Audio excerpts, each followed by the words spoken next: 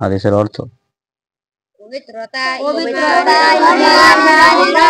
আলহামদুলিল্লাহ, আমাদের কালিয়ান হাফিজিয়া মাদ্রাসার আমরা ছাত্র এবং উস্তাদ মহোদয় সহ আমরা সকলেই আমরা আমাদের এই মাদ্রাসার পরিষ্কার পরিচ্ছন্নতার জন্য এই ছাত্র সহ আমরা আজকে কাজ করছি।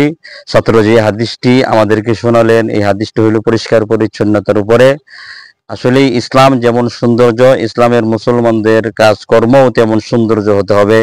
ইসলামের মুসলমানের সকল কাজগুলো সঠিক সুন্দর হতে হবে। এই জন্য বিশ্বনবী আমাদেরকে হাদিস শুনিয়েছেন, আত-তুহুরু শাতরুল ঈমান, পবিত্রতা পরিষ্কার পরিচ্ছন্নতা ঈমানের অঙ্গ। ইনশাআল্লাহ আমরা এই হাদিস পালনের জন্য চেষ্টায় আছি। আল্লাহ আমাদেরকে তৌফিক দান করুন। আল্লাহুম্মা আমিন।